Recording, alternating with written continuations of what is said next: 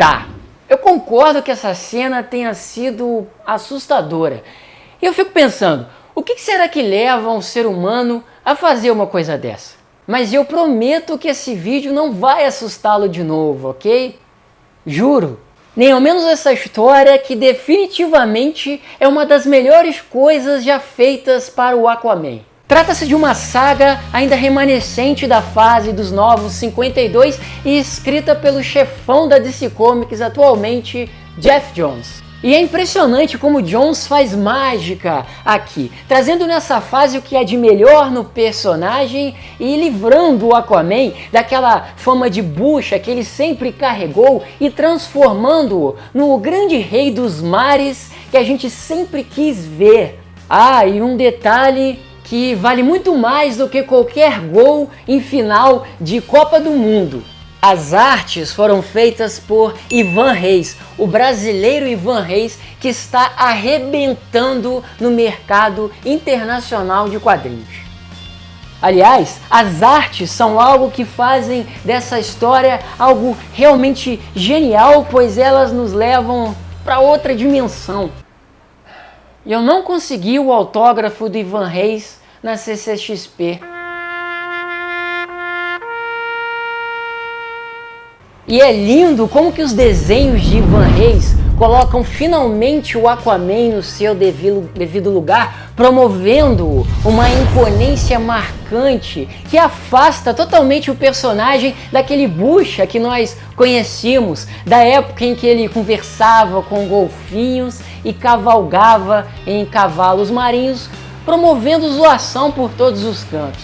Aliás, é muito interessante ver nessas histórias do Johns com o Reis algo muito pontual e irônico, que é o fato da própria história zoar o fato do Aquaman vestir laranja, conversar com os peixes, coisa que agrega muito à história, deixando o personagem nessa fase ainda mais interessante. Essa história foi publicada lá nos Estados Unidos em 2012 e foi publicada aqui no Brasil pela Panini em 2 volumes.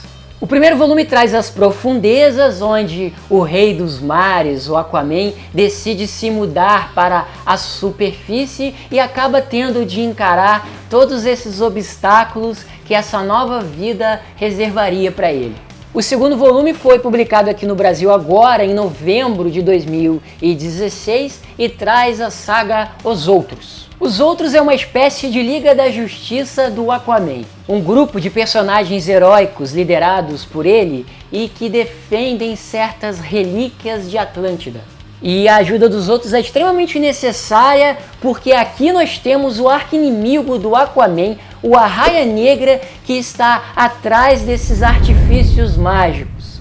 É muito interessante aqui em Outros assistir à jornada do herói Aquaman, descobrindo o que aconteceu com ele no passado, conhecendo a sua ligação com a Arraia Negra e presenciando no grande herói que ele se tornou.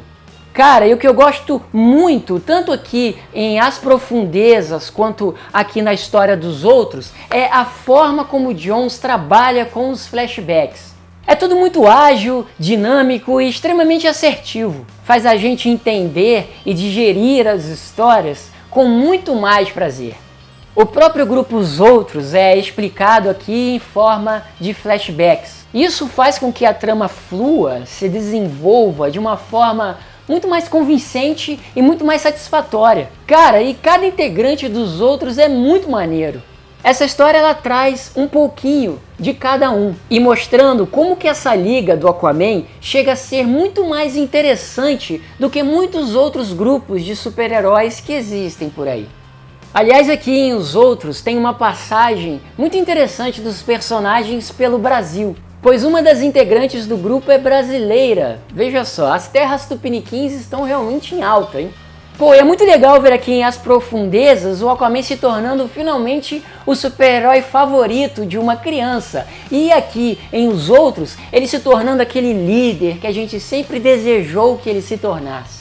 Bom, galera, esse é o primeiro volume dessa saga, As Profundezas, e esse é o segundo volume dessa história do Aquaman, que traz os outros, essa Liga da Justiça do Aquaman, que é tão interessante, que tem até brasileira, e que são dois encadernados muito caprichados aí da Panini, que podem ser encontrados nas melhores livrarias, num preço extremamente acessível, e que o Conexão Cidadão teria aqui o compromisso de indicá-los a vocês, justamente porque são obras que celebram a nona arte de uma forma muito convincente e que não podem deixar de existir aí na sua coleção, tendo em vista que são obras tão convincentes deste personagem e os traz de volta ao patamar dos grandes super-heróis, das grandes lendas aí da DC Comics. Eu quero agradecer aí a companhia de vocês, pedir para que vocês, por favor, cliquem no sininho para não perder nenhuma notificação e sejam sempre bem-vindos ao nosso Conexão Cidadão.